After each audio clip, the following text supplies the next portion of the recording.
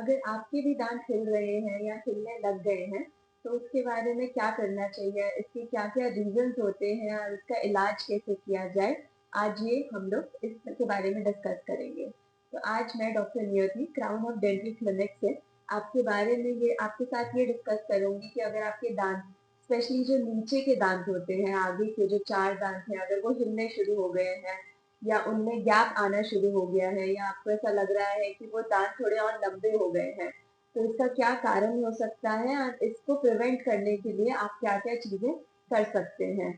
तो ऐसा बहुत बारी देखा गया है, मैक्सिमम लोगों को जो दांत सबसे पहले हिलने शुरू होते हैं, वो नीचे के जो फ्रंट के दांत होते हैं, वो दांत होते हैं। अब दांतों का हिलना स्पेशली एक ऐसे एरिया में जो सामने दिखते हैं, ये कई बारी लोगों के लिए काफ़ी ही मुश्किल हो जाता है, उनको बाहर जाते हुए एम्बैरेसिंग लगता है। तो ये सब के जो एक मेजर रीज़न है, जो सबसे ज़्यादा देखा गया है, वो है कि अगर हमारे दांतों पे डिपॉज़िट्स हो जाएँ, जैसे कि कैल्कुलस या टार्टर अगर हमारे दांतों पे डिपॉज़िट हो जाए और इसको लंबे समय तक साफ़ ना करवाया जाए। अब बहुत लोग सोचते हैं कि हम अपनी दांतों की सफाई करवाएँगे तो हमारे दांत हिलने लग जाएँगे, जबकि ऐसा नहीं होता है, इसके बिल्कुल ही ऑपोज़िट चीज़ होती है। जब भी हमारे दांतों पे ये कैल्कुलस या डिपॉज़िट जमा हो जाते हैं और हम लंबे टाइम के लिए इसको यहाँ पे पड़े रहने देते हैं, तो इन डिपॉज़िट्स में बहुत सारे बैक्टीरिया होते हैं जो कि हमारे गम्स को खराब करते हैं। सेकेंडली अब ये एक हार्ड चीज़ है जो कि एक सॉफ्ट चीज़ जो कि हमारे मसूड़े हैं, उनके ऊपर कॉन्स्टेंटली वहीं पे बैठे हुए हैं। जब ये उसी एरिया पे बैठे हुए हैं, ये उसको क्रॉनिक इरिटेशन बहुत लंबे टाइम के लिए इरिटेट करते रहते हैं हमारे मसूड़ों को, जिस वजह से हमारे मसूड़े लाल हो जाते हैं। आपने बहुत बारी नोटिस किया होगा कि ऐसे में आपके मसूड़ों से कई बारी खून भी निकलता है ब्रश करते हुए।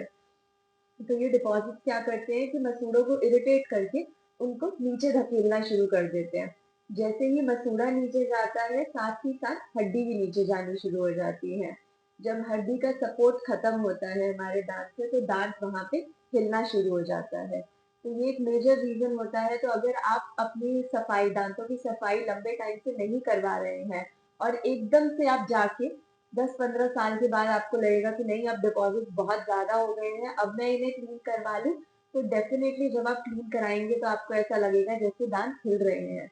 वहीं अगर आप जब ये डिपॉज़िट्स होने शुरू हुए थे, अगर आप तब क्लीनिंग करवाना एक रेगुलर इंटरवल पे जो कि नॉर्मली 6 महीने में 1 बार या साल में 1 बार रिकमेंडेड है। अगर आप वैसे ही उन्हें मेंटेन करते, अपने दाँतों की हाइजीन को मेंटेन करते, क्लीनलीनेस को मेंटेन करते, तो कभी भी इस चीज़ पे सिचुएशन पहुँचती नहीं।